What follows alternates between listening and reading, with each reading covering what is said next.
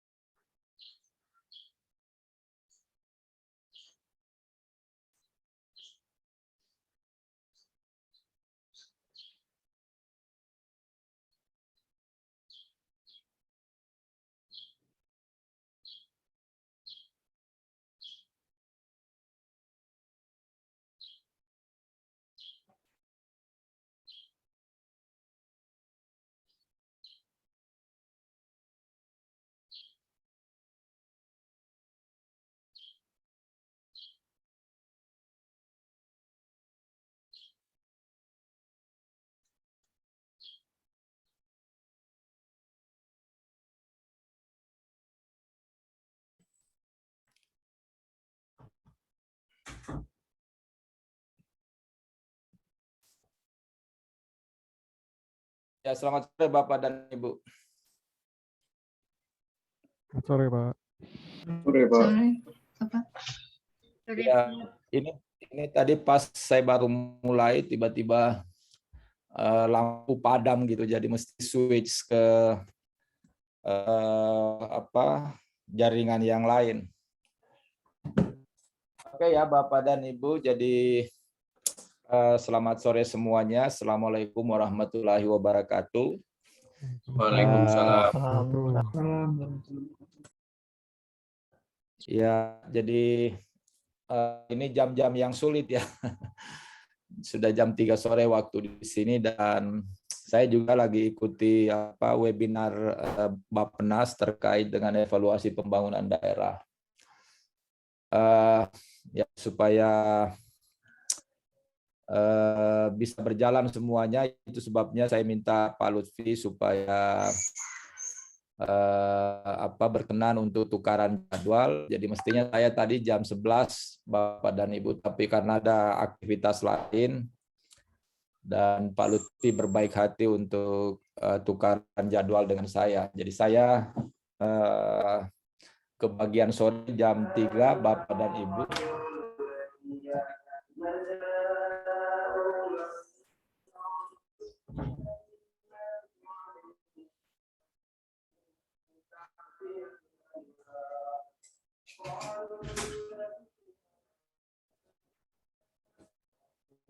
Ya, jadi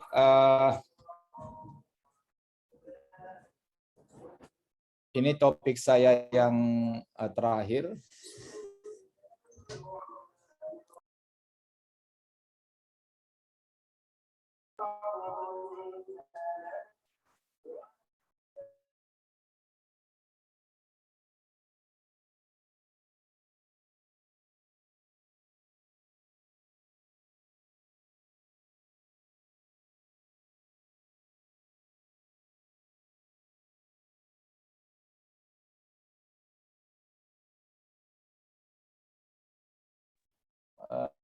Indihome-nya sudah menyala kembali, Dek?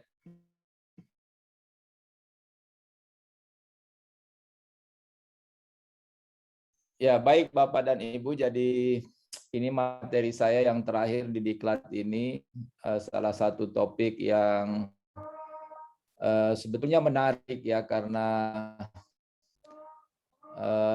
paling sering diperbincangkan, bukan hanya pada tataran kebijakan, tetapi juga pada tataran perencanaan. Ya, kita tahu persis bahwa masalah kemiskinan ini terus menjadi isu pembangunan di berbagai tingkatan pemerintahan. Dan kalau kita perhatikan misalnya agenda-agenda global juga menempatkan masalah kemiskinan sebagai prioritas utama. Ya, itu misalnya kita bisa telusuri di Sustainable Development Goals, ya SDGs, yang menempatkan kemiskinan sebagai tujuan pertama dari 17 tujuan pembangunan. Jadi dari situ sebetulnya kelihatan bahwa masalah ini bukan hanya masalah Indonesia, tetapi juga menjadi masalah global. Kenapa isu kemiskinan menjadi masalah global? Karena orang semua tahu bahwa kemiskinan itu bencana kemanusiaan, ya. Malah Diana Conyers itu memberi diksi yang menarik tentang kemiskinan, disebut sebagai silent disaster, ya, bencana bisu kemanusiaan. Jadi harapan saya sebetulnya bahwa masalah kemiskinan tidak hanya diperbincangkan, tidak hanya didiskusikan, tidak hanya dibicarakan, tetapi sedapat mungkin bisa mewarnai desain perencanaan, desain kebijakan. Karena sekali lagi kemiskinan itu adalah bencana kemanusiaan. Nah, materi ini hari ini Bapak dan Ibu, saya sebetulnya berharap kita bisa diskusi panjang terkait dengan ini, dengan apa yang akan kita bahas. Materi saya sudah posting di Pena, ya, Bapak dan Ibu bisa download. Di situ sudah cukup banyak informasi terkait dengan kemiskinan. Jadi sebagian barangkali nanti akan saya skip beberapa slide saja yang kira-kira saya anggap Bapak dan Ibu bisa baca sendiri. Dan mungkin saya akan memilih beberapa slide saja yang menurut saya kira-kira membutuhkan penjelasan lebih jauh. Oke, ya, itu sekedar pengantar Bapak dan Ibu. Saya sendiri sudah punya satu buku, ya, pernah menulis buku tentang kemiskinan.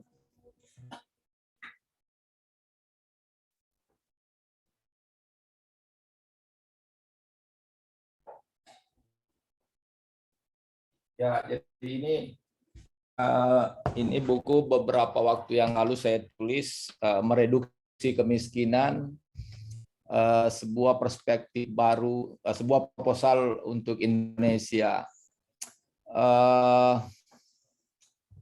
Ada satu majalah yang diterbitkan oleh Pusbindiklatren Bappenas, ya, majalah perencanaan.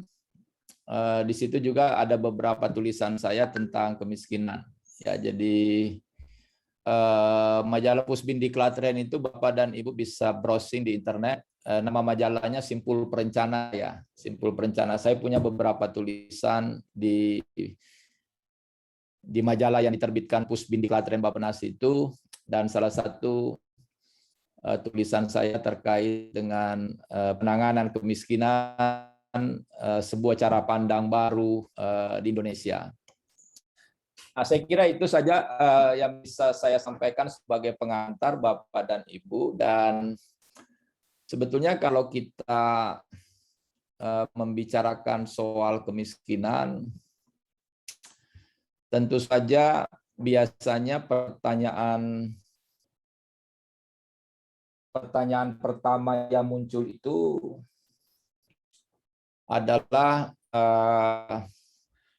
siapa sebetulnya yang kita sebut sebagai orang miskin. Jadi siapakah yang disebut si miskin itu?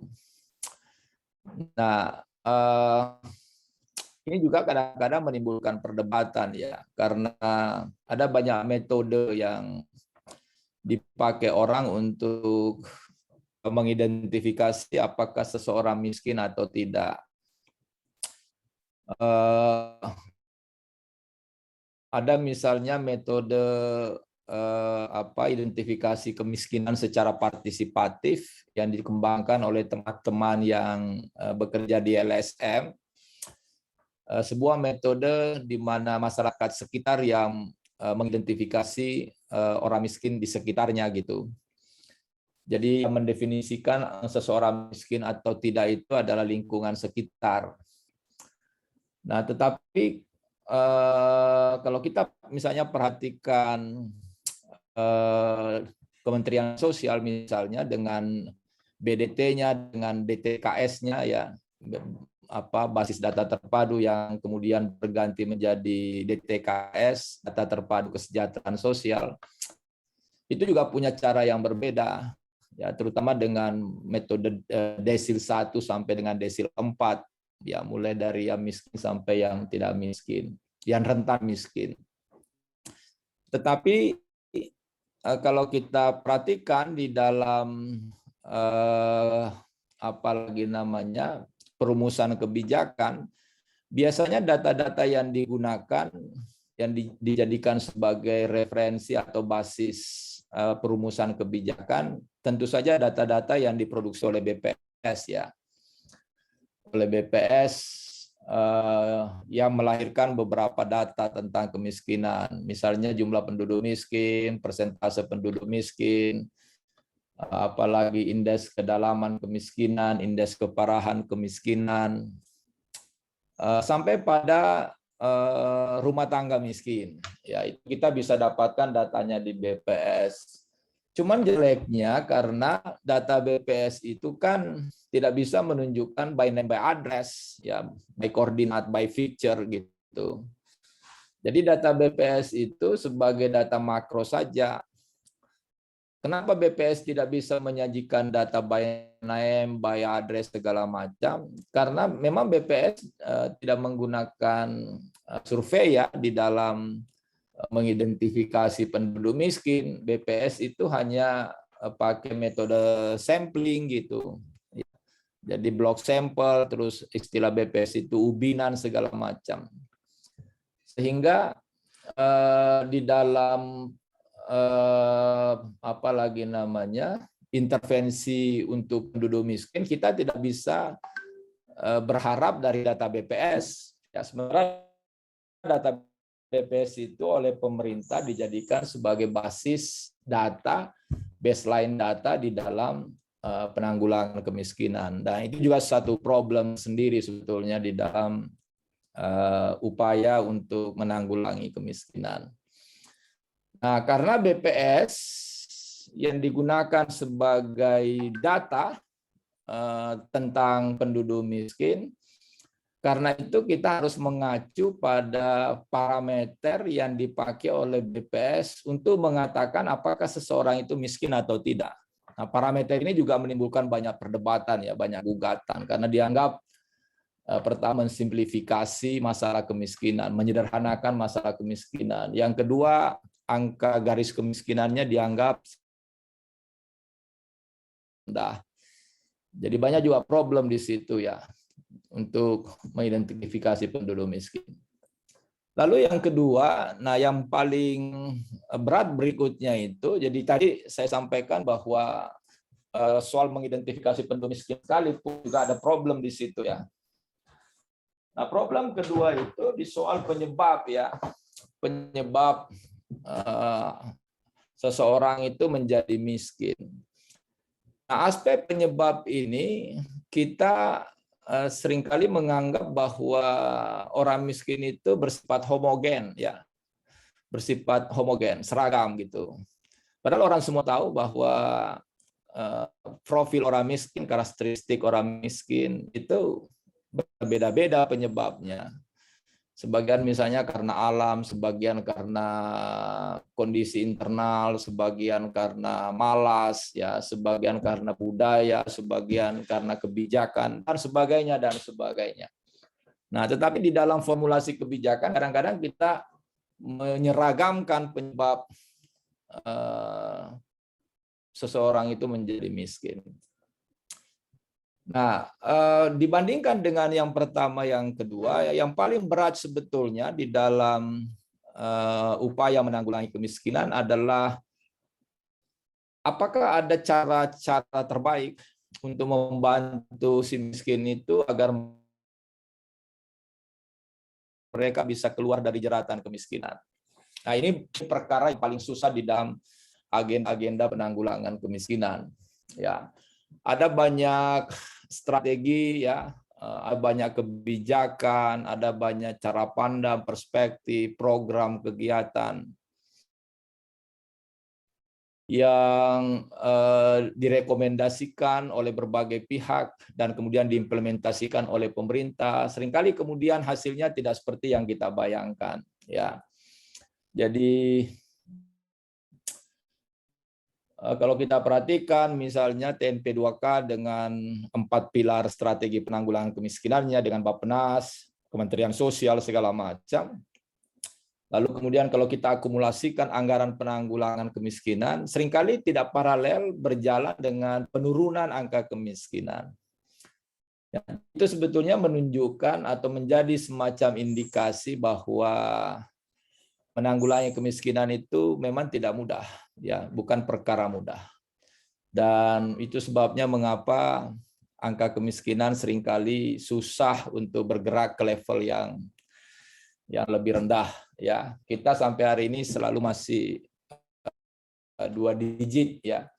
Dan angka kemiskinan di hari-hari terakhir ini terus meningkat di masa pandemi. Dan itu semakin menyulitkan agenda-agenda penanggulangan kemiskinan karena di satu sisi jumlah penduduk miskin bertambah akibat pandemi, tetapi pada saat yang sama kapasitas fiskal atau kapasitas keuangan pemerintah di semua tingkatan itu mengkerut, ya, mengecil. Jadi masalahnya semakin banyak, ya. Masalah kemiskinan semakin bertambah, tetapi pada saat yang sama kemampuan keuangan pemerintah semakin terbatas untuk diarahkan pada agenda-agenda penanggulangan kemiskinan. Nah, yang terakhir, pertanyaan penting yang terakhir itu, adakah tindakan-tindakan yang dianggap efektif untuk mengurangi kemiskinan? Paling tidak misalnya, apakah ada praktek-praktek terbaik yang kita temukan di berbagai macam daerah atau di banyak negara, di mana praktek-praktek terbaik itu betul-betul efektif menurunkan angka kemiskinan. Nah, jadi yang akan kita diskusikan hari ini, Bapak dan Ibu, semacam pertanyaan-pertanyaan seperti itulah, ya. Jadi kita mencoba mendiskusikan hal-hal semacam ini. Nah, terkait dengan definisi segala macam, saya kira Bapak dan Ibu bisa baca sendiri di slide-nya, mulai dari yang paling simpel, yang paling umum, sampai pada yang paling kompleks, ya, definisi yang paling complicated begitu. Misalnya yang dikemukakan oleh John Friedman. Terus kemudian bagaimana definisi kemiskinan di Indonesia yang menekankan pada hak dasar, ya, apalagi namanya pemenuhan hak-hak dasar, ya, biasa disebut sebagai basic rights, ya, hak dasar. Lalu kemudian bagaimana BPS, ya, bagaimana BPS mengidentifikasi orang miskin. Nah, ini saya kira penting terpahami dengan baik supaya kita tidak salah di dalam merumuskan perencanaan, merumuskan kebijakan untuk menanggulangi kemiskinan. Nah, ini definisi terbaru ya terkait dengan kemiskinan. Jadi kalau kita misalnya baca beberapa publikasi-publikasi terakhir terkait dengan kemiskinan, itu menarik sebetulnya karena ternyata konsep-konsep kemiskinan itu atau cara pandang terkait dengan kemiskinan itu ternyata tidak statis ya, tapi dinamis ya, terus berkembang. Nah, sekarang kalau saya ingin simpulkan Bapak dan Ibu,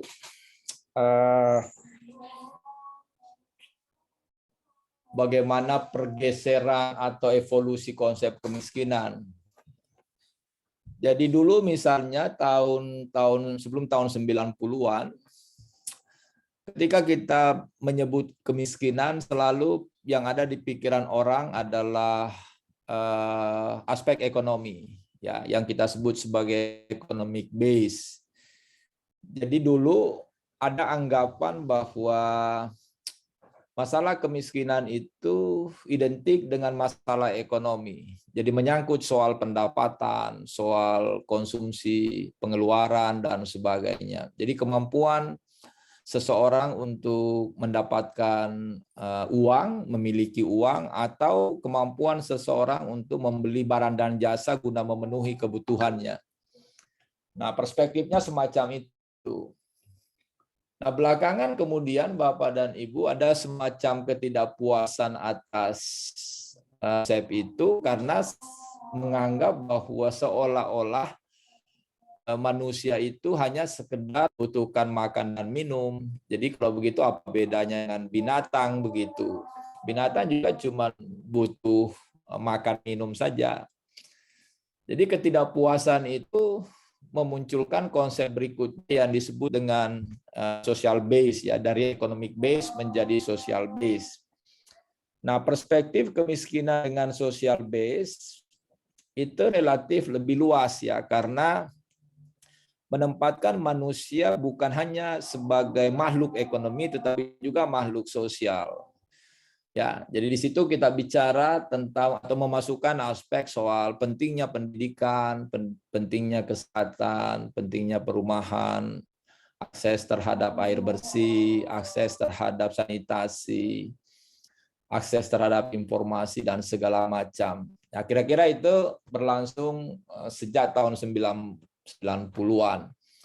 Jadi cara pandang kemiskinan mencoba menggabungkan, mengkombinasikan antara dimensi ekonomi dengan dimensi sosial. Nah, belakangan Bapak dan Ibu muncul konsep-konsep baru ya. Dimulai sebetulnya dari pandangan Amartya Sen, ya. Pandangan Amartya Sen, orang India yang kemudian menjadi guru besar di Amerika, mendapatkan hadiah Nobel tahun berapa, 1998. Bukunya yang terkenal itu Development as Freedom, ya, pembangunan yang membebaskan.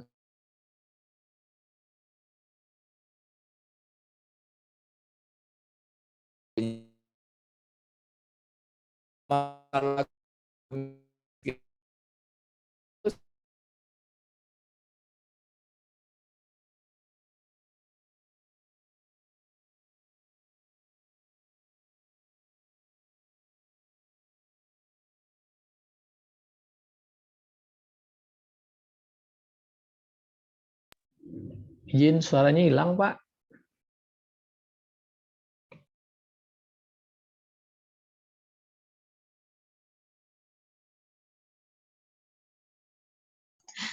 Paknya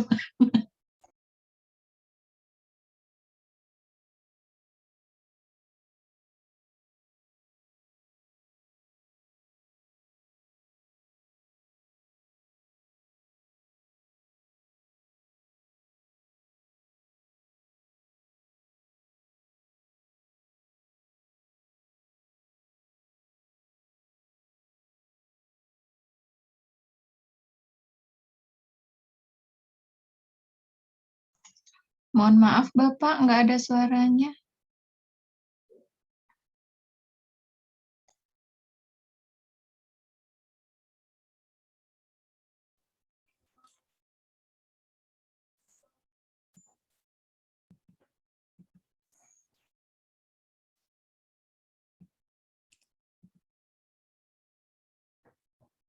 Sekarang gimana? Ya sudah, Pak. Oke ya, ya.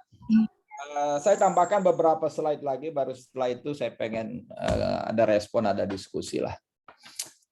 Jadi sekarang kalau kita perhatikan Bapak dan Ibu, konsep kemiskinan sudah memasuki wilayah-wilayah yang terkait dengan dimensi moral, yang kemudian kita sebut sebagai moral base.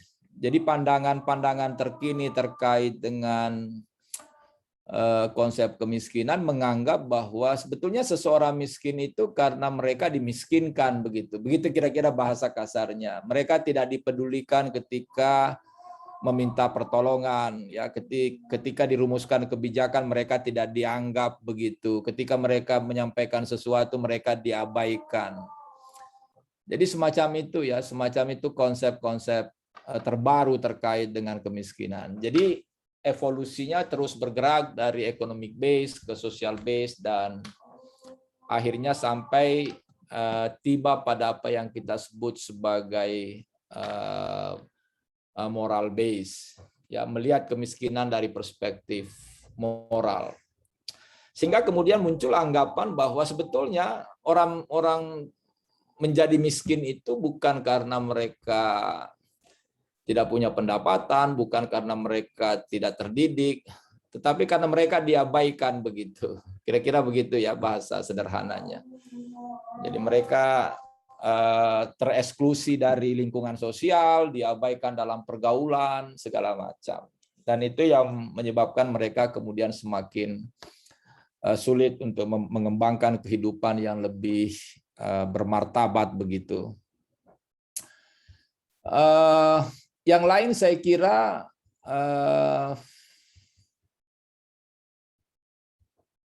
Bapak dan Ibu bisa lihatlah. Nah sekarang kalau kita perhatikan ini, kelihatan kemudian bahwa konsep kemiskinan itu bergerak lebih cepat ketimbang kemampuan kita untuk melakukan pengukuran terhadap kemiskinan. Jadi konsepnya bergerak terus, berevolusi terus secara dinamis, tetapi ternyata pengukuran kita terhadap kemiskinan itu masih bertumpu pada economic base, gitu. Ya, jadi kalau misalnya kita perhatikan bagaimana Indonesia itu mengidentifikasi penduduk miskin, kita bisa telusuri dari cara BPS, cara Badan Pusat Statistik mengidentifikasi penduduk miskin. Dan itu sepenuhnya masih bernuansa economic base, jangankan moral base, ya, social base saja tidak. Jadi BPS itu untuk mengatakan apakah seseorang itu miskin atau tidak, itu sepenuhnya masih economic base. Kenapa? Karena yang dihitung itu adalah aspek expenditure-nya, ya, spending orang miskin itu. Jadi spending orang miskin itu setiap bulan, berapa uang yang dikeluarkan untuk membeli barang dan jasa, itu dia dijadikan sebagai ukuran untuk mengatakan bahwa apakah Anda miskin atau tidak. Nah, itu yang membentuk garis kemiskinan, ya, menurut konsep BPS. Jadi garis kemiskinan atau properti lain menjadi pembatas, menjadi semacam garis pembatas antara yang miskin dengan yang tidak miskin. Semua orang yang berada di bawah garis kita sebut dengan orang miskin, yang berada di sekitar garis kita sebut sebagai rentan kemiskinan atau near poor, ya, dekat dengan kemiskinan, rentan dengan kemiskinan. Nah, di atasnya itu baru kemudian kita sebut sebagai orang yang tidak miskin, non miskin. Nah, untuk menentukan garis itu BPS menggunakan cara pandang pengeluaran. Ya, pengeluaran itu identik dengan economic base. Jadi BPS itu Bapak dan Ibu begini, itu yang saya sebutkan tadi, bahwa kalau kita perhatikan cara pandang BPS di dalam melihat masalah kemiskinan itu menimbulkan dua ketidakpuasan. Satu di pengukuran tadi karena masih orientasinya murni pengeluaran. Dua karena angkanya terlalu dianggap terlalu rendah. Tapi orang mengatakan sedangkan rendah saja, kita masih punya 28 juta penduduk miskin. Jadi garis kemiskinan Indonesia sekarang itu, saya ambil saja ya Maret 2020, saya belum perbaharui, tapi biasanya naik angka garisnya itu naik hanya mengikuti tingkat inflasi. Jadi Maret 2020 itu garis kemiskinan sekitar 454 ya secara nasional. Lalu kemudian berbeda-beda antar provinsi, antar kabupaten, tapi angkanya tidak jauh lah berbeda dari angka ini. Jadi dari kacamata BPS, Bapak Ibu, bahwa seseorang disebut miskin itu kalau pengeluaran konsumsinya itu kurang dari 454.000 per orang per bulan. Ya. Nah, BPS kemudian ketika dikritik soal angka ini, apakah orang bisa hidup dengan 454.000 satu bulan? Ini dua kali makan di restoran Jepang kan sebetulnya selesai ini garis toh. Ini komparasi saja. Tapi BPS mengatakan ini jangan lihat individualnya 450, tapi kita lihat dalam perspektif rumah tangganya.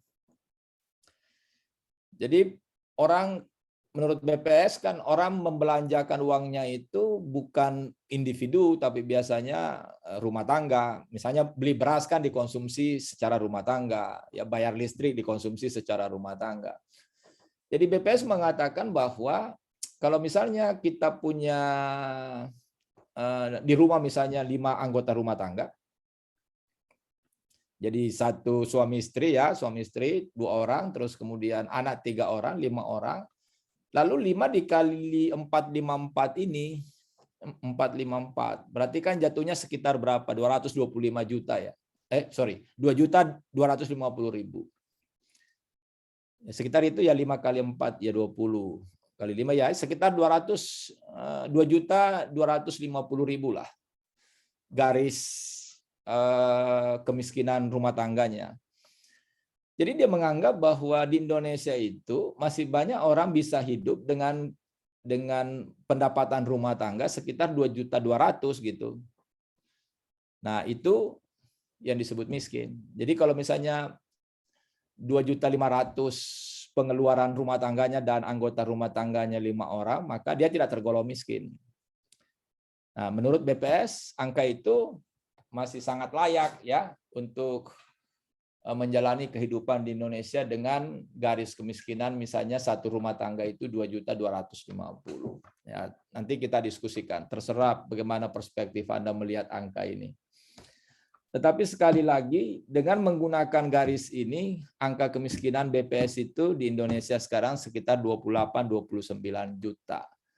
Kira-kira itu ekuivalensinya sama dengan seluruh penduduk Kanada. Ya. Jadi kalau penduduk Kanada dibandingkan dengan seluruh penduduk miskin Indonesia kira-kira samalah jumlahnya ya, sekitar 29-30 juta orang. Nah, ini jadi begitu Bapak dan Ibu, ini sekedar ilustrasi saja untuk membandingkan. Nah, ternyata Maret 2021 itu sudah 472 ya garis kemiskinannya. Jadi menjadi pembatas yang mana miskin, yang mana tidak miskin.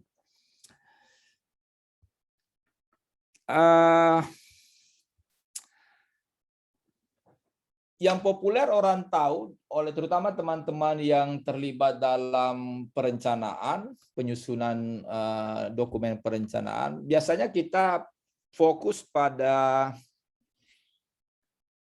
tingkat kemiskinan atau angka kemiskinan atau persentase penduduk miskin, ya.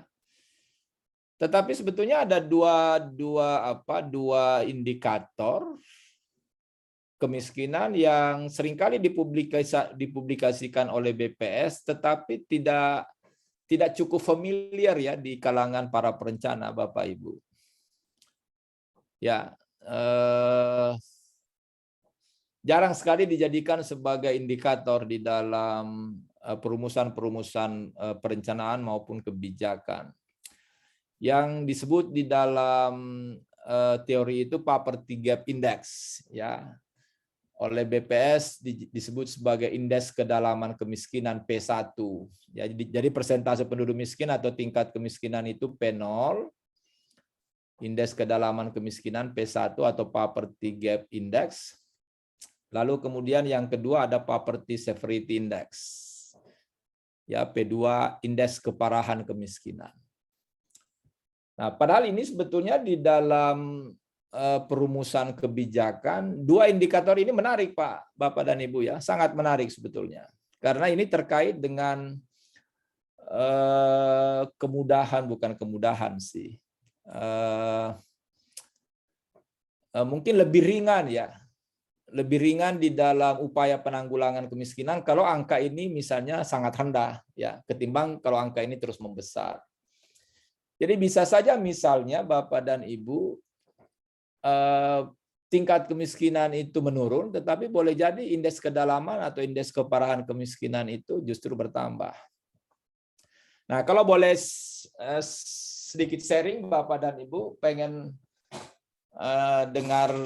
dengar suara dari Bapak dan Ibu. Siapa yang kira-kira bisa menjelaskan dua hal ini, dua indikator ini, dua konsep ini? P1 dengan P2. Ada?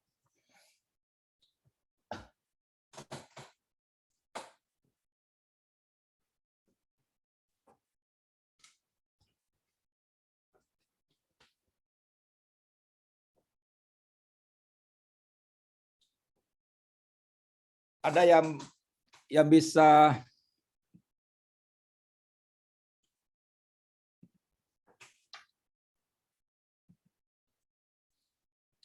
kasih sedikit apa semacam penjelasan apa yang sebetulnya dimaksud P1 atau P2 di dalam indikator kemiskinan tadi. Silakan kalau ada yang pengen kasih komentar.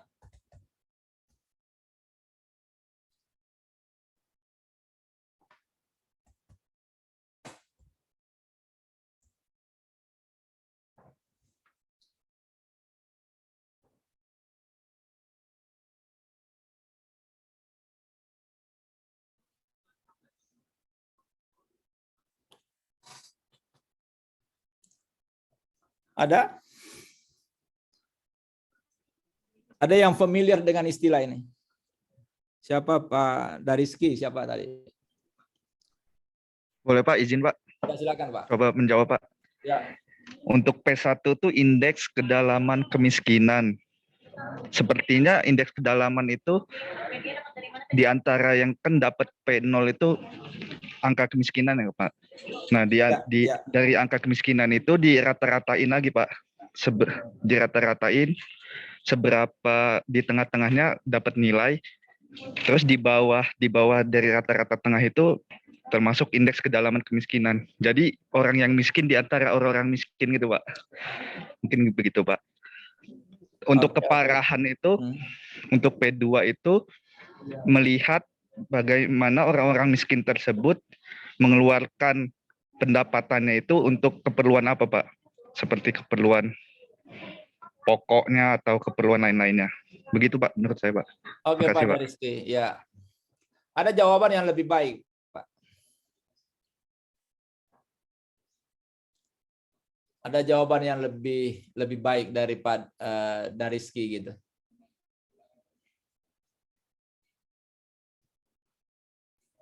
Bagi saya ini indikator yang jarang sekali digunakan Pak ya. Malah sebetulnya kadang-kadang kita tidak pahami dengan baik indikator ini. Padahal sebetulnya bagi saya di dalam perumusan kebijakan dan perencanaan penanggulangan kemiskinan, dua indikator ini sangat menarik Pak. Cukup menarik lah untuk menjadi semacam dasar untuk memformulasikan perencanaan atau kebijakan penanggulangan kemiskinan.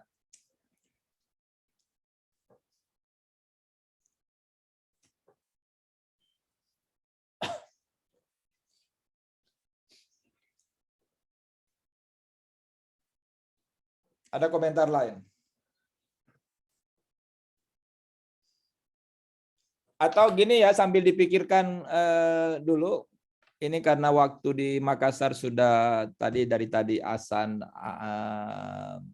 salat asar. Kalau bisa kita break dulu ya. Sorry, siapa lagi ketua kelas? Sorry, saya lupa lagi. Saya Pak Wahyu Pak. Pak Wahyu ya, bisa kita break 15 menit Pak Wahyu ya, supaya saya salat dulu. Oh iya bisa Pak. Ya, kira-kira nanti setelah salat mungkin butuh 1 jam lagi untuk kita diskusi. Iya Ya, Pak. bisa Ya, Pak Pak. Wahyu ya. Bapak dan Ibu Bisa, ya, Pak. minta maaf. Saya tidak matikan anunya apa, Zoom-nya. Saya tidak keluar dari Zoom. 15 menit saja izin untuk salat dulu. Biar juga Bapak dan Ibu bisa merenggangkan apa otot-otot pantatnya dulu ya supaya tidak mengantuk. Oke ya. Siap, makasih Pak. Ya 15 menit ya. Yuk. Kan Pak. Oke. Ya. Tadi sampai di mana ya? Sampai di P1, P2 ya. Sekarang kalau misalnya begini ya, data BPS itu, kalau gitu saya ganti pertanyaannya Bapak Ibu. Sekarang kalau misalnya kita lihat datanya BPS itu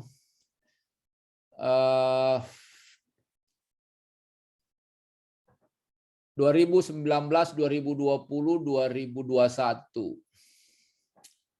Jadi 2019 katakanlah sebagai baseline sebelum COVID, lalu kemudian Maret 2020 itu awal COVID, mulai COVID. Terus kemudian Maret 2021 1 tahun berlangsungnya pandemi. Nah, kalau kita perhatikan Bapak dan Ibu, semua indikator kemiskinan itu naik semua ya, baik P0-nya, P1-nya maupun P2-nya. Jadi kelihatan sebetulnya bahwa memburuknya angka kemiskinan itu bukan hanya sebetulnya disebabkan oleh pandemi COVID, ya. Karena di Maret 20 itu baru mulai COVID masuk di Indonesia kan, kasus pertama ditemukan di Maret kan. Jadi kita tidak bisa sepenuhnya mengatakan bahwa pandemi COVID itu memperburuk angka kemiskinan, karena ternyata di 2020 sekalipun P0, P1, P2 itu cenderung naik, meskipun kenaikannya tidak cukup signifikan ya, 0, sekian. Nah, memang di 2021, 1 tahun kita berada di fase pandemi COVID, itu memang kelihatan angkanya memburuk ya. Angka kemiskinan P0 kembali 10,4%, artinya 2 digit. Jadi itu artinya bahwa di Maret 2021 setiap 10 orang penduduk Indonesia 1 diantaranya miskin. Ya, jadi kalau penduduk Indonesia sekarang kira-kira 280 juta ya, angkanya sekitar 28 juta, 29 juta. Nah, sekarang P1 itu angkanya 171 ya. Nah, sekarang ada enggak yang bisa menginterpretasi atau melanjutkan apa yang disampaikan tadi sama Pak Dariski ya, soal definisi P1, indeks kedalaman kemiskinan. Sekarang kalau misalnya angkanya 1,71%, apa maknanya? Apa interpretasinya? Izin Pak, boleh Pak? Silakan Pak, siapa? Saya Riki Pak dari Kementerian Koperasi Ya. dan UKM Pak. Pak Riki, silakan Pak Riki. Iya, tadi sempat browsing ya Pak. Jadi ini sebenarnya bagus Pak, P1 ini untuk pengukuran tingkat kemiskinan di satu wilayah gitu ya Pak. Jadi dia itu adalah benar tadi kata Mas Dariski, cuman kurang lengkap ya Pak. Rata-rata dari suatu kemiskinan dari suatu daerah atau wilayah itu ya Pak, itu P1. Nah, itu adalah artinya tingkat kedalamannya Pak, dari garis P0, dari garis kemiskinan. Nah, kalau dari angka ini, karena dia mendekati ke bawah ya Pak, bukan mendekati garis kemiskinannya, berarti ini parah nih Pak, tingkat keparahannya parah nih Pak. Banyak penduduk yang di bawah kemiskinan itu banyak Pak, lebih banyak jumlahnya ketimbang yang mendekati garis kemiskinan seperti itu. Nah, kalau untuk P2-nya itu adalah tingkat keparahannya Pak. Jadi ada semacam pencilan gitu yang termiskin. Nah, itu jaraknya dari garis P1 itu Pak, garis rata-rata tadi seperti itu. Izin Pak, mungkin begitu Pak. Izin, Pak. Oke Pak, ya Pak Rizky ya. Ada satu lagi, ada yang mau tambahkan gitu? Gimana menginterpretasi angka 171 dengan angka 042?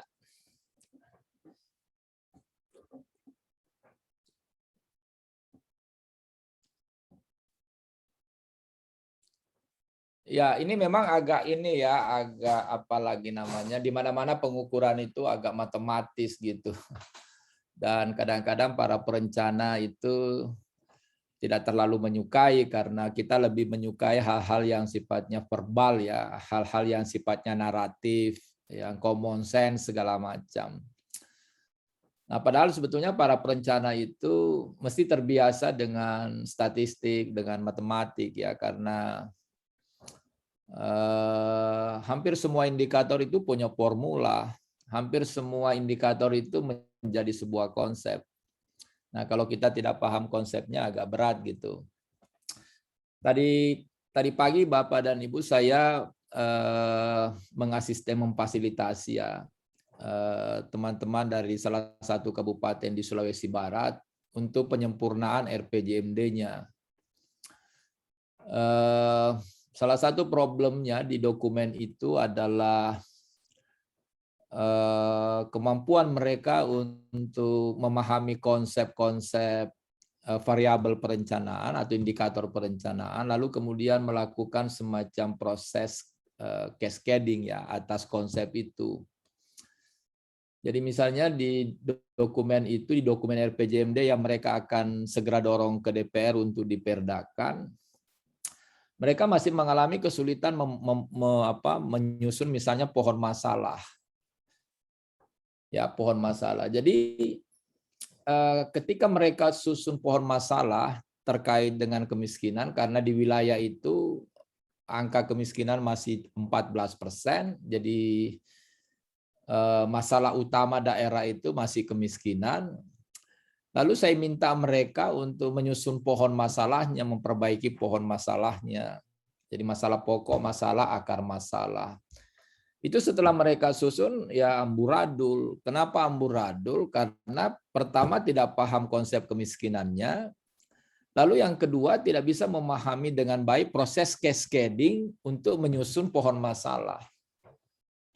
Nah, bagi saya Bapak dan Ibu para calon perencana pertama gitu mesti terbiasa dengan konsep, dengan pengukuran, dengan rumus-rumus, formula segala macam. Karena kerja-kerja kita ke depan semacam itu, Pak.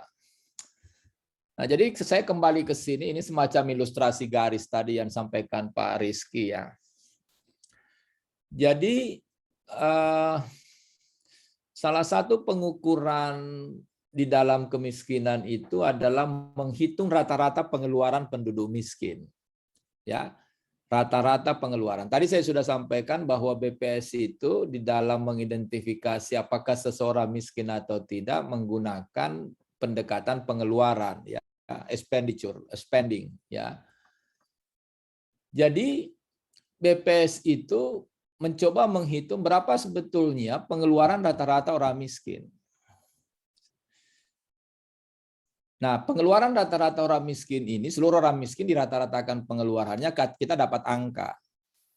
Angka itu dibandingkan dengan garis. Ya, tadi saya kira Pak Rizky menjelaskan itu ya. Jadi katakanlah misalnya ketika dirata-ratakan seluruh pengeluaran orang miskin itu, kita dapatkan angka misalnya 450.000. Gampangnya ya 450.000. Rata-rata pengeluaran seluruh penduduk miskin. Lalu garis kemiskinan itu misalnya 470. Berarti kan selisihnya 20 ya.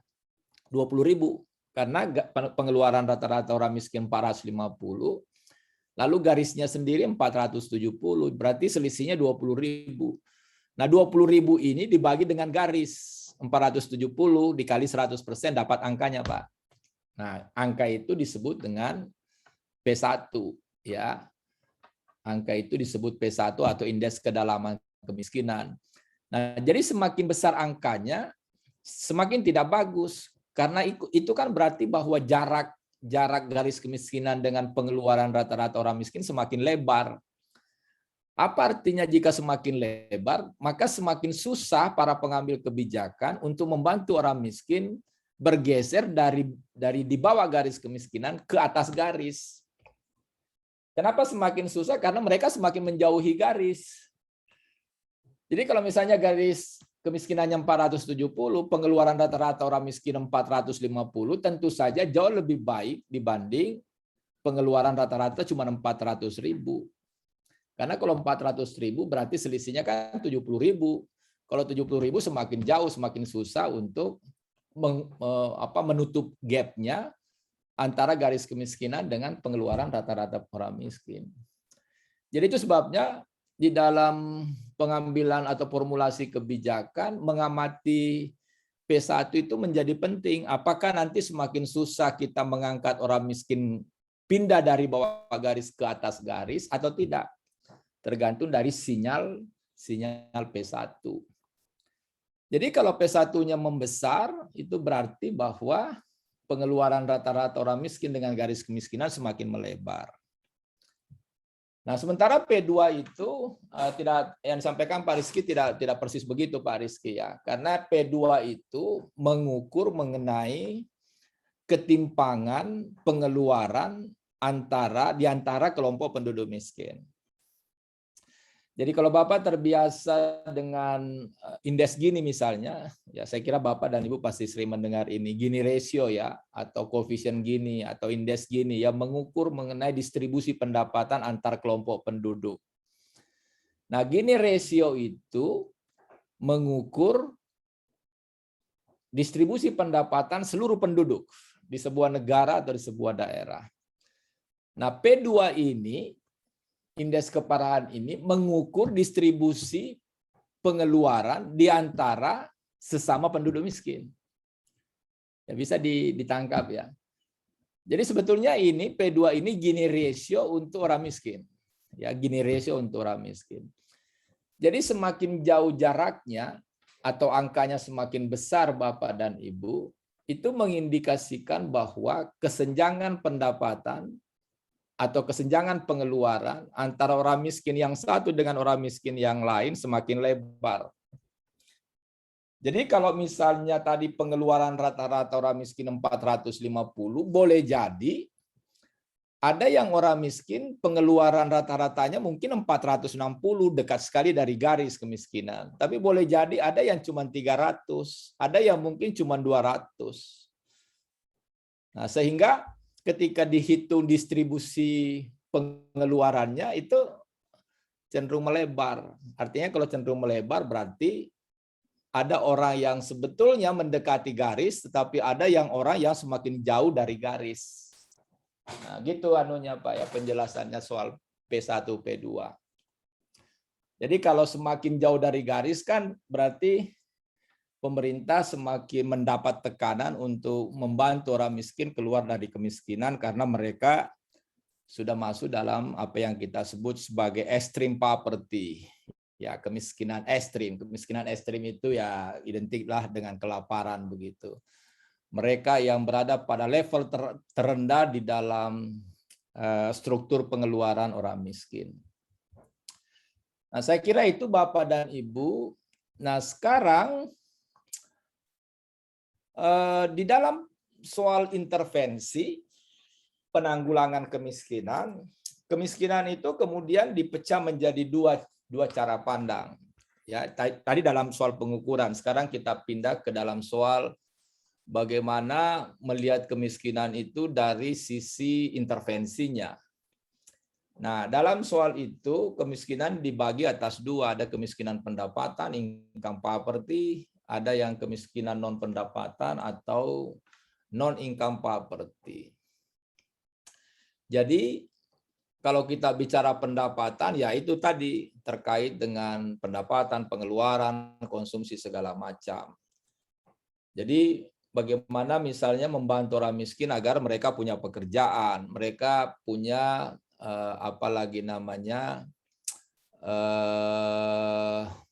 memperbaiki produktivitasnya. supaya mereka bisa bekerja dengan gaji yang lebih layak, balas jasa ekonomi yang lebih layak. Atau misalnya memberikan bantuan sosial untuk meningkatkan konsumsinya. Ya, itu semua disebut income poverty. Jadi memberikan beras, memberikan cash transfer, segala macam itu bagian dari income poverty.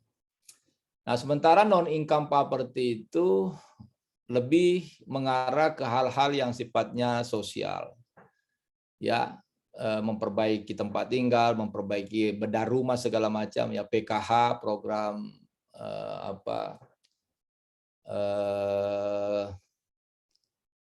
program-program yang terkait dengan sanitasi, air bersih, ya, beasiswa miskin, ya, apalagi namanya, jaminan kesehatan, ya, JKN segala macam. Nah, itu yang kemiskinan non pendapatan.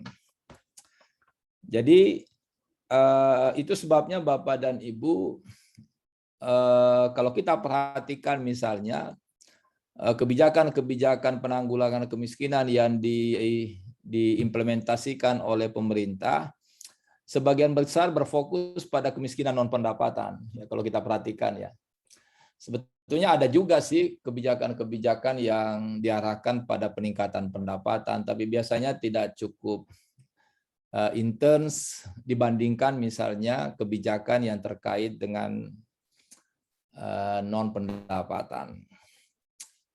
Nah, sekarang yang lain juga penting saya kira terpahami dengan bagus Bapak dan Ibu soal kriteria rumah tangga miskin. Jadi tadi yang kita bicarakan itu P0, P1, P2 itu bicara tentang kemiskinan individual ya. Jadi mengidentifikasi penduduk miskin per kepala. Nah, BPS juga mengembangkan satu ukuran kemiskinan berdasarkan rumah tangga miskin. Nah, ini ada kaitannya Bapak dan Ibu dengan intervensi terutama kemiskinan non pendapatan tadi ya, non income poverty.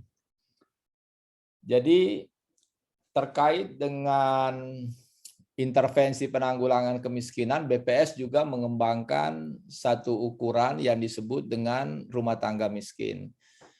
Mulai dari tempat tinggalnya, ya, fasilitas buang airnya, terus kemudian penerangan rumah tangganya, apakah menggunakan listrik atau petromax, segala macam, sumber air minumnya. Ada 14 kriteria, Bapak dan Ibu, termasuk apakah memiliki tabungan atau barang yang kira-kira barang itu liquid untuk dijual minimum 500.000. Nah, ini 14 kriterianya.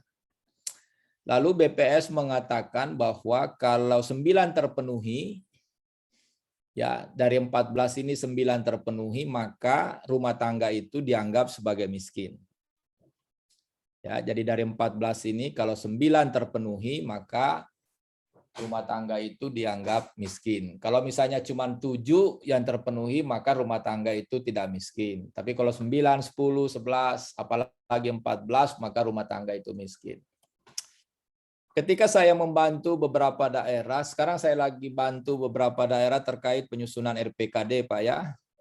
Rencana penanggulangan kemiskinan daerah. Sekarang saya bantu Makassar, terus ada Jeneponto, menyusun RAT-nya, Rencana Aksi Tahunan Penanggulangan Kemiskinan.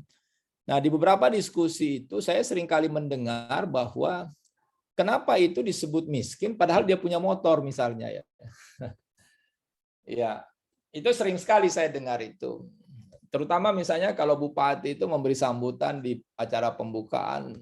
Saya tidak percaya sebetulnya, biasanya dia bilang begini, saya tidak percaya angka kemiskinan saya 2 digit gitu.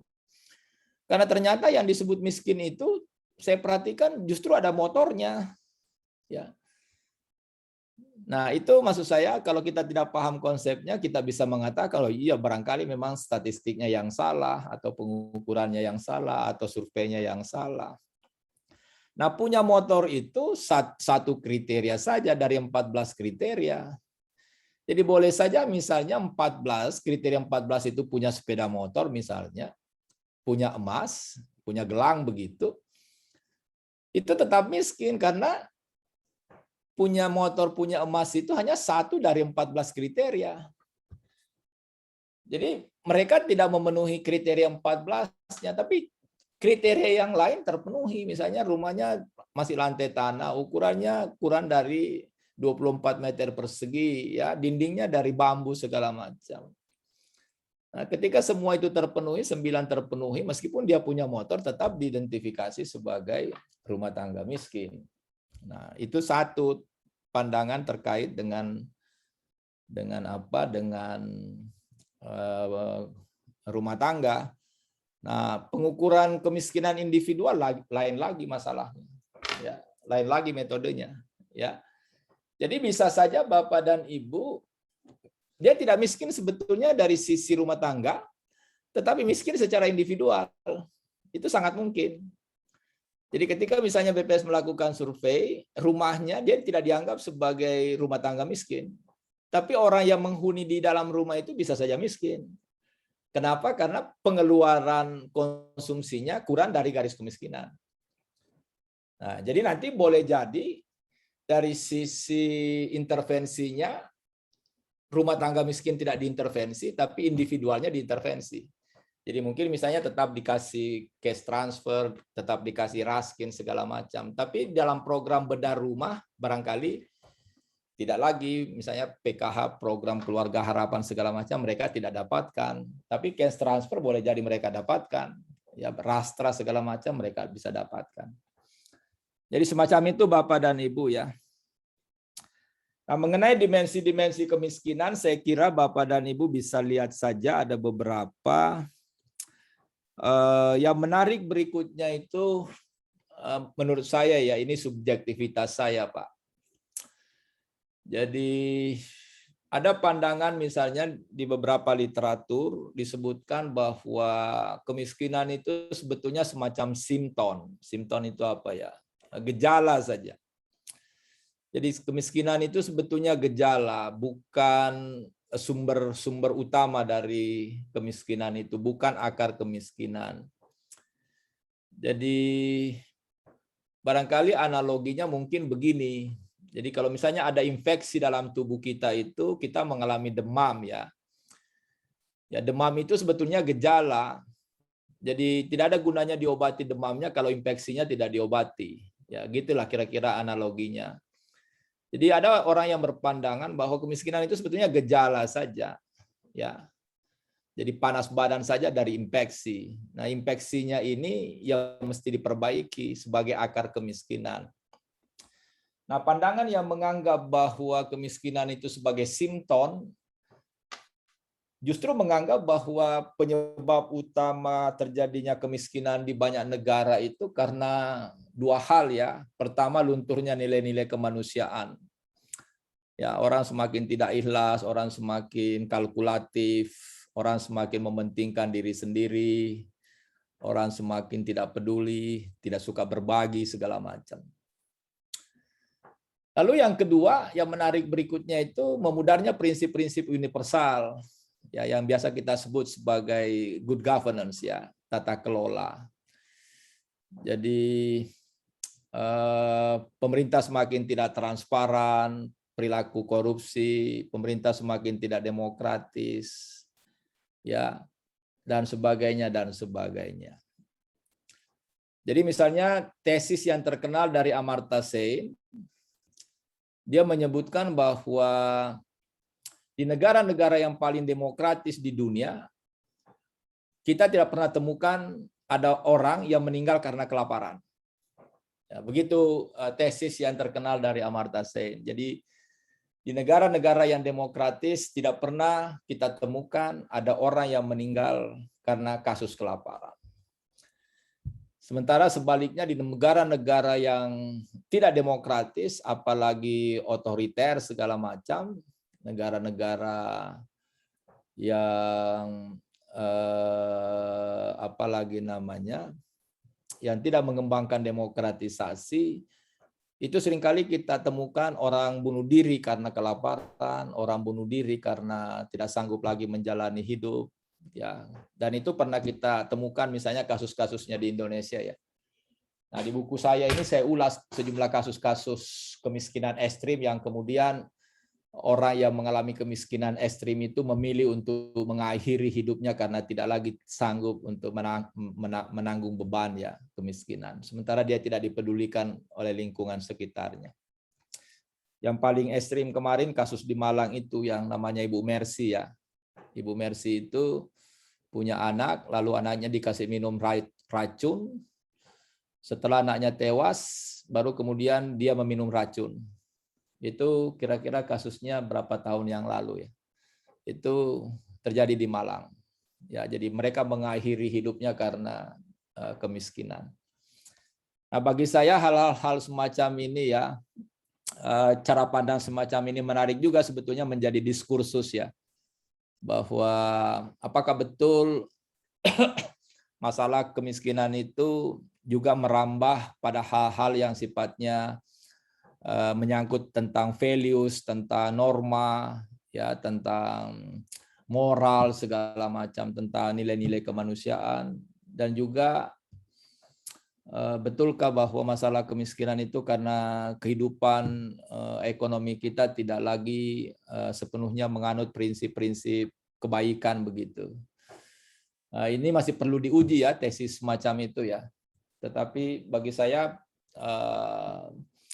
diskursus soal ini di beberapa literatur sebetulnya menarik untuk kita telaah lebih jauh.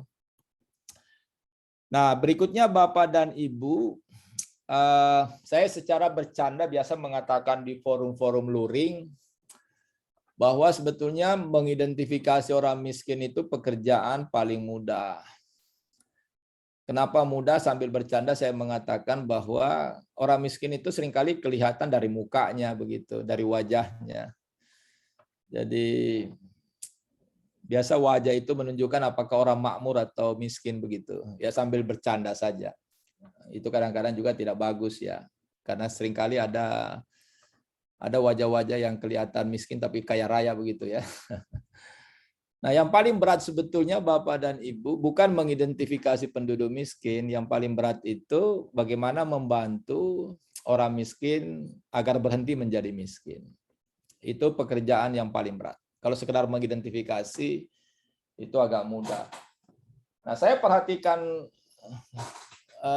kita selama ini, yang kita praktekkan selama ini, kita berdebat di soal identifikasi.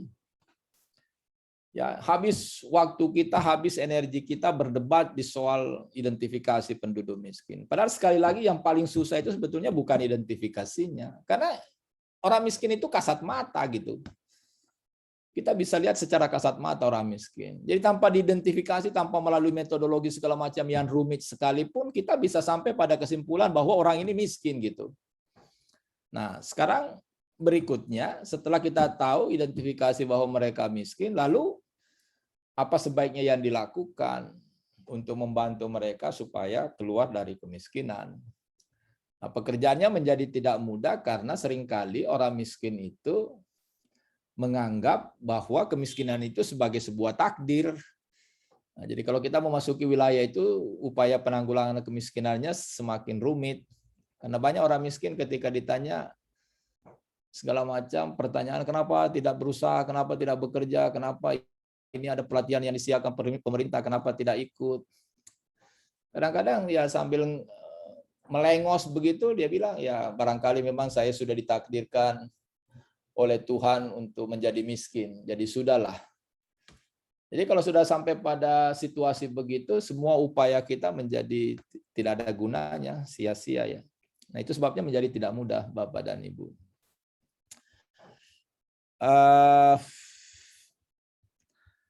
Nah, ini berikutnya ya, sekedar penegasan.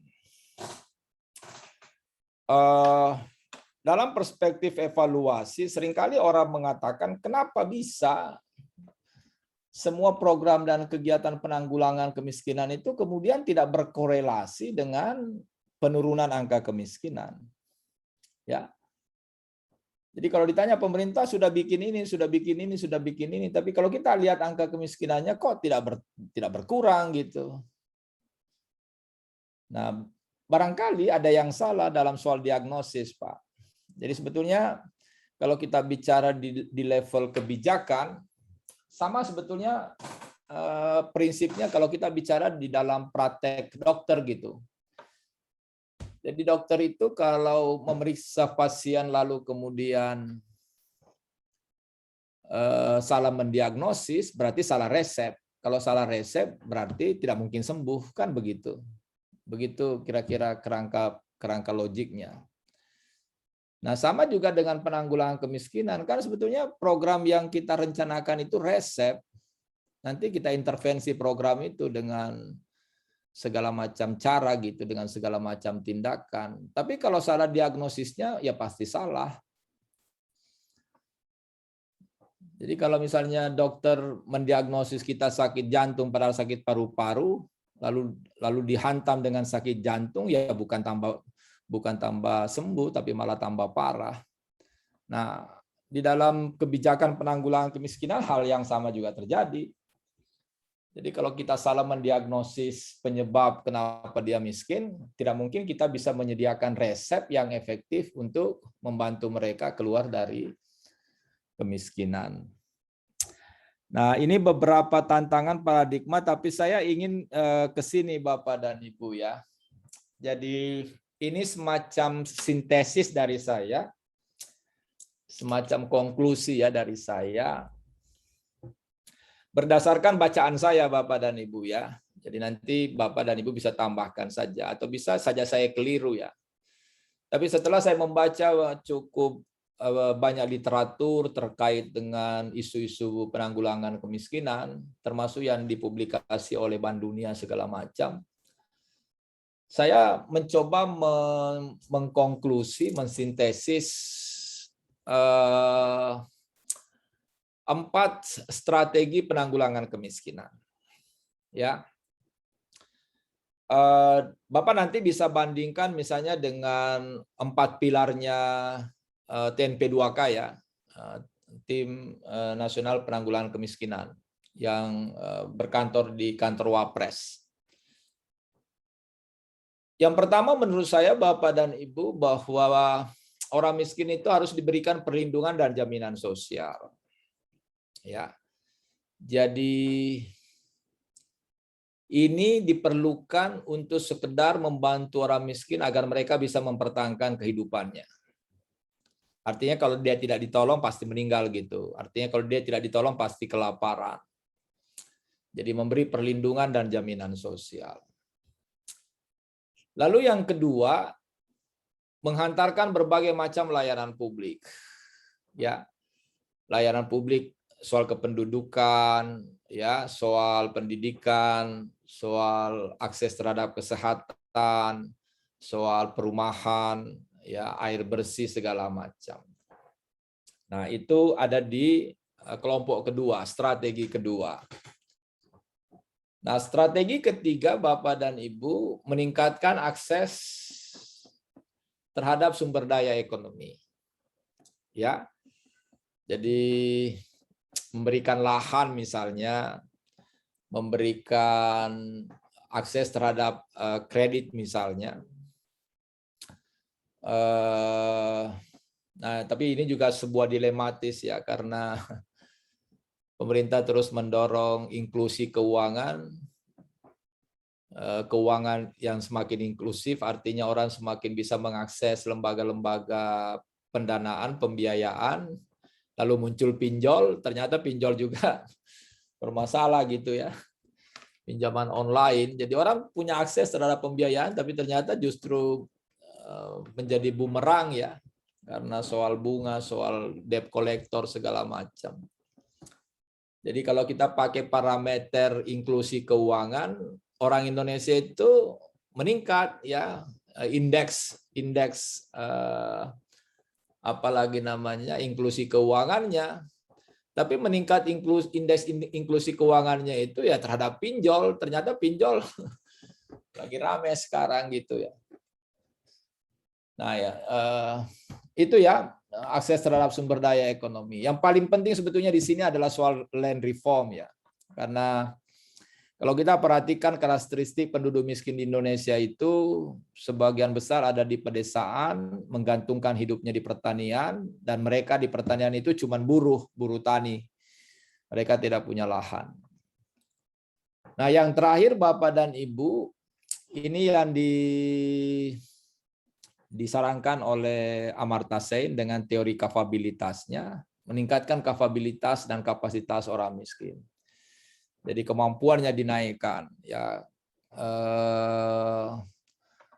kecerdasannya diperbaiki, kualitas hidupnya dinaikkan gitu,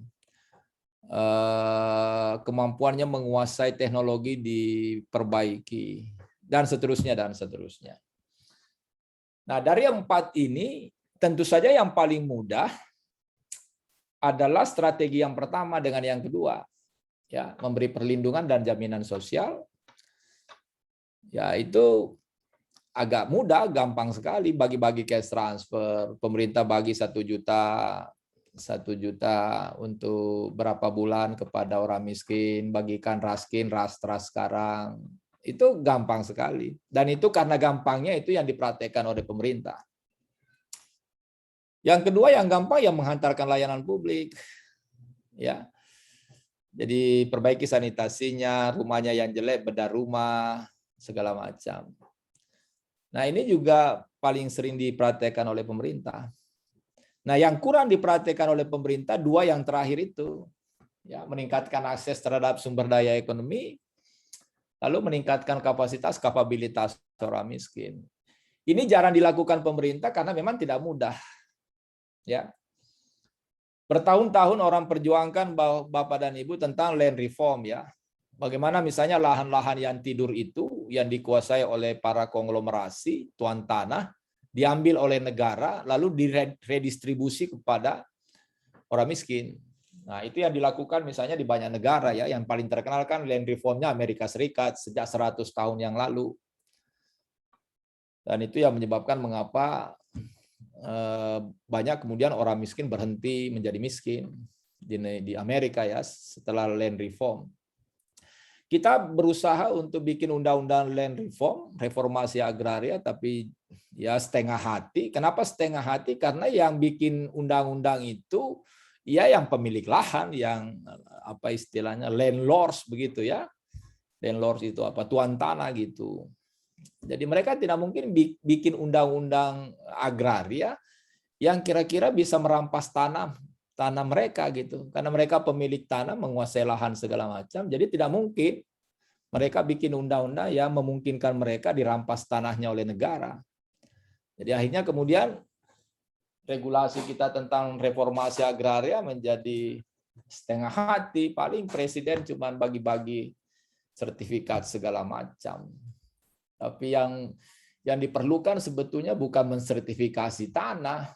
Kan harapannya sebetulnya kebijakan itu supaya tanah-tanah itu disertifikasi, supaya nanti sertifikatnya bisa dijaminkan sebagai agunan untuk mengakses pendanaan. Tapi sebetulnya bukan itu yang penting.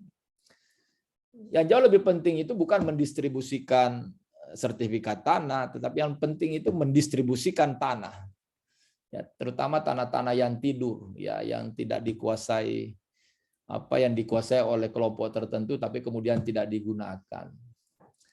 Nah, ini 4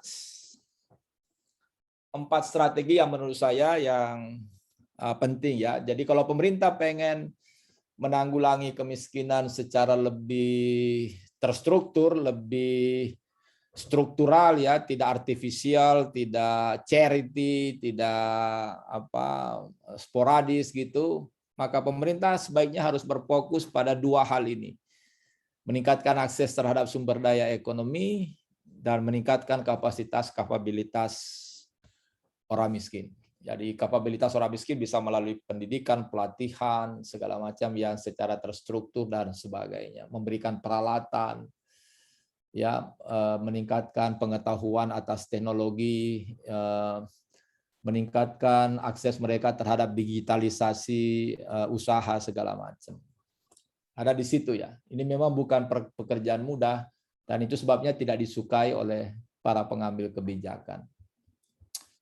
Nah, contoh-contohnya sendiri ada di sini Bapak dan Ibu, apa itu perlindungan jaminan sosial, apa itu layanan publik, apa itu akses terhadap sumber daya ekonomi, meningkatkan kapasitas ya, misalnya pembentukan kube, kelompok usaha bersama, pendampingan usaha, perbaikan manajemen segala macam. Itu saya kira Bapak dan Ibu yang bagian terakhir dari saya pengen kita diskusi soal ini yang terakhir ya. Ini tantangan bagi perencana. Jadi ya sebelum ya kita diskusi kira-kira 15 menit terakhir, saya ingin sedikit sampaikan ini terutama Bapak dan Ibu yang telah memilih jabatan fungsional perencana. Jadi pertama, tantangan buat Bapak dan Ibu mengidentifikasi determinan kemiskinan. Jadi mengurai benang kusut apa yang sebetulnya menjadi penyebab terjadinya kemiskinan di satu daerah, di satu wilayah. Setelah determinan kemiskinan diidentifikasi dengan baik, ya, diagnosisnya sudah bagus, maka tantangan berikutnya itu adalah mengidentifikasi kebijakan, program, kegiatan yang kira-kira kita anggap efektif menurunkan angka kemiskinan. Nah, ini harus dibicarakan dengan melibatkan banyak stakeholder, Pak. Kalau bisa kita berdebat panjang soal ini. Karena setiap orang kadang-kadang punya perspektif yang berbeda tentang cara terbaik untuk menanggulangi kemiskinan. Ya. Jadi kalau kita berlatar belakang pendidikan, kemungkinan kita mengatakan bahwa akses terhadap pendidikanlah yang paling penting. Tapi kalau kita punya background ekonomi, barangkali kita cara pandangnya ekonomi. Tapi kalau kita background ilmu-ilmu humaniora, ilmu sosial, segala macam, kemungkinan perspektif sosial kita lebih menonjol. Dan kalau kita misalnya perspektif background kita dari ilmu agama, barangkali kita menyarankan supaya perbanyak berdoa begitu. Jadi semacam itulah. Nah, itu sebabnya Bapak dan Ibu, saya selalu menyampaikan bahwa kemiskinan itu masalah yang kompleks, masalah yang rumit. Tidak mungkin bisa diselesaikan dengan satu aktor tunggal. Tidak mungkin diselesaikan masalah kemiskinan dengan satu aktor, misalnya pemerintah saja. Tidak mungkin diselesaikan dengan satu level pemerintahan, misalnya pemerintah pusat saja. Bagi saya, menanggulangi kemiskinan yang kompleks ini dengan segala macam dimensinya membutuhkan sebuah gerakan, ya, sebuah gerakan yang melibatkan berbagai macam kelompok kepentingan. Nah, yang berikutnya Bapak dan Ibu, apa yang disebut dengan costing di dalam perencanaan dan penganggaran itu ada yang disebut dengan costing analysis, ya, analisis pembiayaan. Nah, ini penting juga bagi para perencana karena teman-teman di BPK itu sudah mulai memasuki wilayah ini, Pak. Ya, Bapak dan Ibu ya. Jadi BPK itu seringkali menanyakan misalnya, berapa anggaran yang Anda kucurkan untuk menanggulangi kemiskinan? Lalu anggaran itu seberapa efektif mengurangi kemiskinan? Jadi pertanyaan pemeriksa itu sudah masuk wilayah itu, Pak. Ya. Jadi itu sebabnya teman-teman para perencana mesti terbiasa dengan costing analysis ya. Jadi berapa menghubungkan antara berapa rupiah dengan penurunan angka kemiskinan. Sehingga pertanyaan nanti BPK itu misalnya berapa rupiah yang diperlukan untuk menurunkan 10 orang miskin, 100 orang miskin. Lalu nanti BPK itu kenapa menghabiskan 500 miliar misalnya dari APBD untuk penanggulangan kemiskinan, tapi kok angka kemiskinan bertambah? Nah, itu kan susah menjawabnya toh Bapak dan Ibu ya. Kenapa angka kemiskinan naik, Tapi justru jumlah penduduk miskin bertambah. Nah, sekarang salahnya di mana? Ya, kita mesti telusuri sebagai perencana. Nah, yang terakhir Bapak dan Ibu, ini kadang-kadang saya agak dongkol juga sih sebetulnya. Betapa kita tidak seriusnya Bapak dan Ibu dalam agenda-agenda penanggulangan kemiskinan. Salah satu misalnya data, saya kemarin tahun lalu ya bantu Parepare menyusun RPKD Pak, ya, rencana penanggulangan kemiskinan daerah.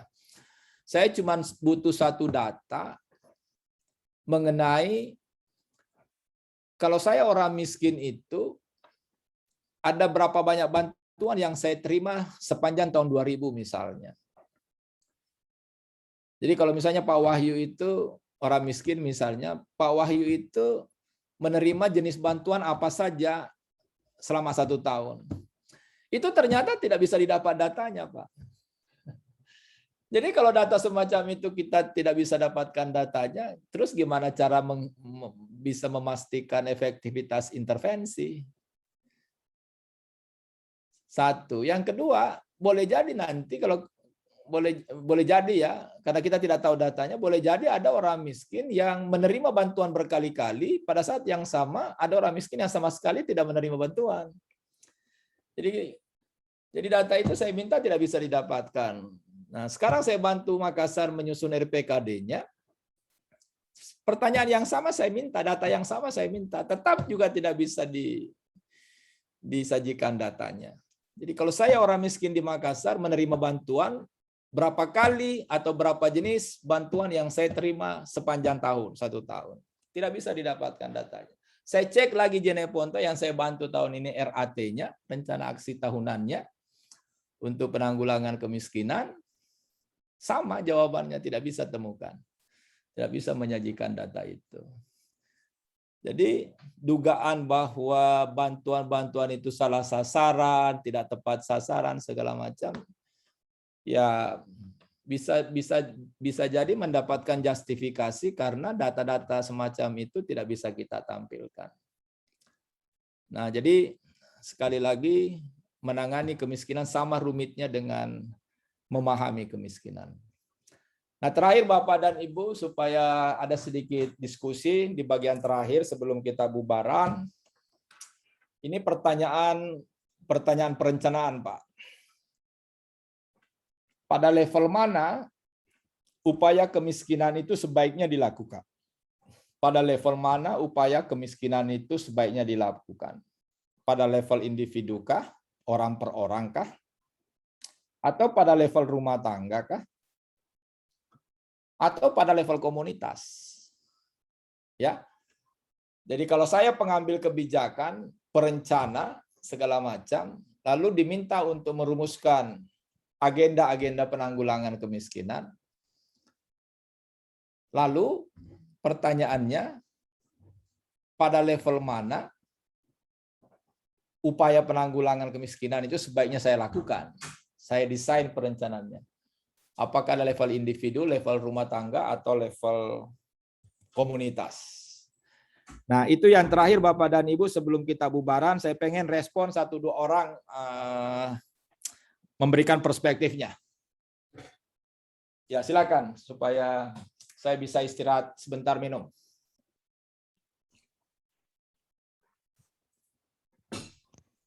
Izin, Pak.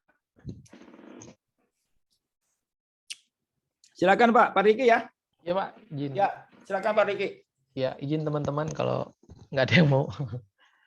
Menurut saya, Pak, di level komunitas, Pak. Karena kemiskinan ini sangat erat dengan lingkungannya, Pak. Kalau menurut saya, Pak. Misalnya, ambil saja misalnya kalau di Jakarta ini, Pak, di belakang LAN tuh, Pak, lembaga administrasi negara itu di dekat rel kereta. Nah, itu nggak kebayang, Pak, di tengah kota Jakarta ternyata ngeri sekali, Pak. Kumuh-kumuh sekali, Pak, ketinggalan. Nah, itu saya rasa basisnya komunitas, Pak. Di mana di situ saya pernah di situ dulu ya, Pak, waktu diklat di LAN. Dan selalu begitu Pak Riki ya, selalu begitu ya. Orang miskin Jakarta selalu di bantaran rel kereta api ya. Iya, betul. Terus ini Pak, saya Ya. waktu itu sempat jalan-jalan keliling Pak dengan panitia dari LAN, keliling kita bakti sosial di situ. Kita ngelihat itu rumah Pak, orang tidur itu pas-pasan rumah Pak. Jadi sebesar luas rumahnya itu dia tidur gitu Pak, berjejer di dalam rumah. Ya. Seperti korek api seperti itu. Ya.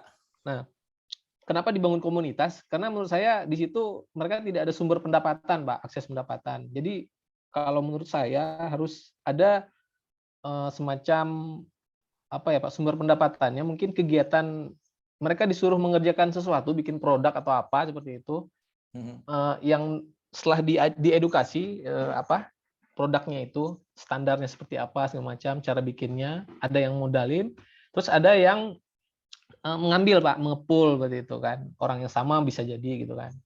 Nah, dengan seperti itu saya rasa bisa Pak, bisa apa ya, sustainable gitu Pak. Kalau per individu kasih bantuan atau per keluarga, saya rasa akan habis saja Pak, nggak berkelanjutan. Izin Pak, masih Pak. Oke Pak Riki, good, bagus Pak. Apalagi ada contoh empirikalnya ya. Empirikalnya di bantaran di sekitar rel kereta api itu sumber kekumuhan gitu. Kadang-kadang tidak sampai hati melihat fenomena kemiskinan di bantaran kereta. Bagus, oke Pak. Masih ada yang lain? Izin Bapak. Siapa? Tes. Apakah suara saya terdengar Pak? Barkah Pak, saya Pak. Oke Pak, silakan Pak. Baik Pak, terima kasih atas kesempatannya Pak. Kalau menurut hemat saya Pak, sebenarnya semuanya penting Pak ya dari level individu, kelompok ataupun komunitas. Tapi kalau diminta untuk memilih, di sini saya akan memilih berbeda dari Mas Riki tadi Pak. Di sini saya akan memilih yang dari level individu Pak ya. Karena kalau tadi Bapak sampaikan kan ada dari yang moral base itu Pak ya. Nah dari situ kan munculnya itu habit kemiskinan itu munculnya kalau menurut hemat saya dari situ Pak ya. Jadi meskipun sebagus apapun pemerintah memfasilitasi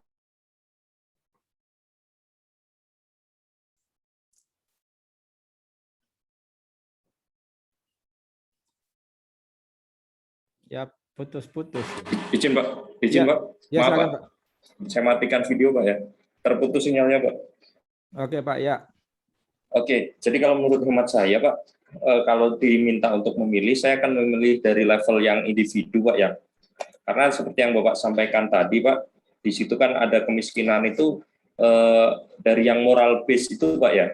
Jadi habit kemiskinan itu muncul dari individu-individu itu Pak. Nah, kalau menurut hemat saya, meskipun pemerintah sudah memfasilitasi sedemikian rupa di level komunitas mungkin disediakan mungkin relokasi, tapi kalau habitnya seperti itu, mereka akan tetap kembali lagi Pak. Nah, kalau menurut saya lebih ke level pemberdayaan masyarakatnya Pak. Jadi di level individu kalau menurut saya Bapak. Jadi dari individu-individu tersebut ketika sudah ada mental untuk keluar dari kemiskinan, nanti akan membentuk suatu kelompok dan komunitas baru yang di situ kemiskinan itu akan hilang Bapak. Sebagai contoh Pak, mungkin Pak ya, pernah waktu itu dari Kementerian PU, saya lupa di daerah mana itu menyediakan rumah khusus nelayan Bapak. Jadi karena di situ rumahnya disediakan untuk nelayan, sementara nelayan itu awalnya tinggalnya biasanya di pesisir Bapak. Tapi karena disediakannya rumah susun, beda dengan habit sebelumnya, tempatnya itu tetap kumuh Bapak. Jadi di depan itu untuk menggelar jaring lah, untuk menjemur pakaian, dan itu tidak sesuai yang direncanakan Bapak. Jadi kalau menurut saya pribadi lebih ke individual Pak. Tapi adapun untuk penyelesaian, kalau menurut saya dari semua level Bapak. Terima kasih Bapak. Oke, makasih Pak Barka ya. Ya informasinya Pak Barka memang di Makassar sendiri ada itu Pak, ada semacam rumah susun untuk nelayan Pak. Itu beberapa lantai itu. Tapi seperti yang sampaikan Pak Barka itu ya kebiasaan tidak berubah. Jadi dari rumah kumuh pindah ke rumah susun, perilakunya tetap sama, habits-nya tetap sama. Jadi soal mentalitas juga. Bisa satu Betul. lagi? Bisa satu lagi? Terakhir? Izin Pak.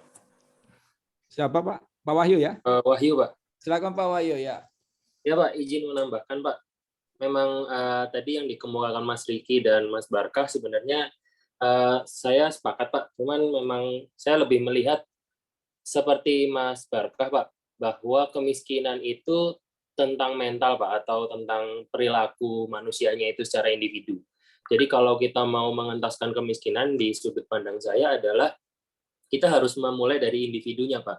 Karena seperti ini, kemiskinan yang terjadi di Jakarta contohnya, itu menurut saya adalah banyak sekali terjadi karena banyaknya urbanisasi yang terjadi ke Jakarta Pak. Banyak orang bertransmigrasi ke Jakarta yang sebenarnya mereka tidak punya skill untuk bekerja di Jakarta atau tidak punya kemampuan bekerja di Jakarta. Sering sekali kita dengar beritanya itu dulu sebelum masa pandemi, setiap selesai Lebaran itu jumlah penduduk yang kembali ke Jakarta itu justru lebih banyak dibandingkan orang yang mudik. Jadi saat mereka mudik biasanya datang ke Jakarta bawa keluarganya. Betul. Yang biasanya malah belum punya skill untuk bekerja. Mereka tidak punya pandangan bahwa datang ke Jakarta mau ngapain, yang penting kerja, yang penting mikir datang ke Jakarta dulu. Perkara kerjanya apa, nggak ngerti mereka Pak. Sehingga sampai di Jakarta mereka nggak punya pekerjaan, nah kemiskinan itu justru timbul di hal-hal seperti itu. Jadi kalau menurut saya, memang yang harus diperbaiki dari mentalnya dulu. Mental bagaimana mereka menyadari bahwa mereka butuh skill untuk bertahan hidup, tidak cuma sekedar hanya modal badan datang dengan modal nekat segala macam, itu kan akan menimbulkan kemiskinan baru seperti itu Pak. Nah kalau terkait pembangunan kalau fisik, karena kami di PUPR mungkin memang sifatnya komunitas, karena tidak mungkin kami membangun sesuatu untuk sifatnya individu. Tapi memang kebiasaan itu harus dibentuk seperti ya tadi, untuk kekumuhan, itu juga perbaikannya memang seringkali kami di daerah saat datang mengatasi kekumuhan itu yang kita perbaiki bukan hanya membangun infrastrukturnya, tapi harus membangun manusianya seperti apa, karena pengguna infrastruktur itu tadi kan juga manusia Pak. Jadi memang harus mentalnya sih menurut saya yang harus diperbaiki Pak, bukan hanya sekedar membangun sesuatu atau memberikan sesuatu. Karena ibarat dulu ada orang yang bilang lebih baik memberi kailnya daripada memberi ikannya kan Pak. Ya. Seperti itu. Ya, tapi melanjutkan Pak Wahyu ya, ada semacam ini ya, dia bilang selalu kita sampaikan bahwa beri kail, jangan beri ikan. Tapi orang miskin bilang, saya punya kail tapi sudah tidak punya tempat memancing karena tempat memancingnya sudah dimiliki semua sama orang kaya gitu. Ini semacam sindiran saja. Oke Bapak dan Ibu ya, saya kan sebetulnya jadwalnya sampai jam 6 ya, tapi saya rasa ini pantat saya juga panas gitu kalau duduk terlalu lama. Itu sebabnya saya menyediakan slide beberapa Bapak dan Ibu untuk dibaca secara mandiri. Jadi anggap saja bahwa 1 jam sisanya ini tolong dibaca slide saya yang saya langkah-langkai tadi, tidak sempat menjelaskannya secara rinci karena saya cuma fokus pada beberapa hal yang menurut saya penting untuk terpahami dengan baik. Hal-hal yang sifatnya bisa dibaca secara mandiri, saya langkahi. Bagi saya itu pekerjaan berikutnya bagi Bapak semua. Tadi sudah kita dengarkan beberapa pandangan, ada Pak Riki, ada Pak Barka, ada Pak Wahyu ya soal itu. Saya tidak pengen menyimpulkan Pak. Biar saja itu menjadi semacam kurositasnya ya, kurositasnya Bapak dan Ibu ya. Jadi semacam penasaran. Saya pengen menyimpan rasa penasaran Bapak dan Ibu bahwa sebetulnya penanggulangan kemiskinan itu sebaiknya pada level mana. Biar itu tersimpan saja di memori, lalu kemudian Bapak mencoba mereka-reka, meraba-raba. Setelah membaca saya punya bahan presentasi PPT, mungkin dari situ akan terpikirkan secara mandiri upaya-upaya untuk menanggulangi kemiskinan. Apakah pada level individu, pada level komunitas, atau pada level rumah tangga. Tapi satu yang saya mau sampaikan bahwa pernyataan tadi Pak Barka itu bahwa soal intervensi mesti dilakukan pada semua level. Kita tidak boleh memilih. Tapi intervensi untuk individu, untuk rumah tangga, untuk komunitas seperti apa, saya sisakan saja itu menjadi kusoritas untuk Bapak dan Ibu, rasa penasaran supaya tetap bisa terlibat dalam agenda-agenda kemiskinan. Bagi saya, Bapak dan Ibu, ini isu penting, ini kita bisa saksikan secara kasat mata, dan untuk berinvestasi terhadap kemanusiaan, tidak ada salahnya kalau kita memberi perhatian terhadap upaya-upaya penanggulangan kemiskinan, terutama kita sebagai birokrat, sebagai perencana, sebagai pengambil kebijakan. Saya kira itu saja Bapak dan Ibu ya. Sekali lagi terima kasih atas perhatian Bapak dan Ibu, terutama Bapak dan Ibu yang sempat memberikan komentar. Ya, sampai ketemu lagi, mudah-mudahan sehat semuanya. Ini materi saya yang terakhir di diklat ini. Sekali lagi minta maaf ya jika selama presentasi ada yang kurang berkenan. Sehat semuanya Bapak dan Ibu ya, semoga sukses di tempat kerja masing-masing. Terima kasih, Pak. Oke Pak, sampai ketemu Pak. Ya, salam semuanya Pak. Yuk. Terima kasih. Pak. Waalaikumsalam. Doa yang sama untuk